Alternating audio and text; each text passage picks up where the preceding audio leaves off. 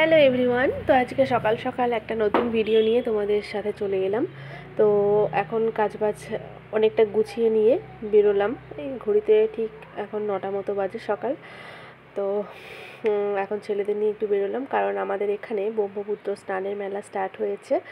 তো কালকে রাত্রে থেকে আজকে সকাল 7টা পর্যন্ত স্নানযোগ ছিল, তার মধ্যে অনেকে স্নান করেছেন। মানে এই টাইমটায় নাকি এই যোগ ধরে স্নান করলে নাকি অনেক পুণ্যি হয়, যে কারণে এই যোগ ধরে অনেকেই স্নান করেন, কিন্তু এখনও অনেকে স্নান করছে দেখলাম।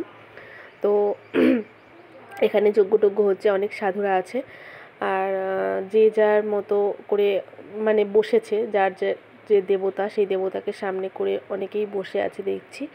আর যার যেরকম সামর্থ্য, সেই সামর্থ্য অনুযায়ী চাল, আলু, টাকা পয়সা যে যেরকম পারছে আর কি, সে সেরকমভাবে মানে মুক্ত হস্তে দান বলে যেটা সেরকম একটা ব্যাপার। আর সাইডে দেখলাম খিচুড়িও রান্না হচ্ছে, সবাই এখানে প্রসাদ গ্রহণ করছে। বেশ ভালো লাগছে দেখতে চারিদিকটা।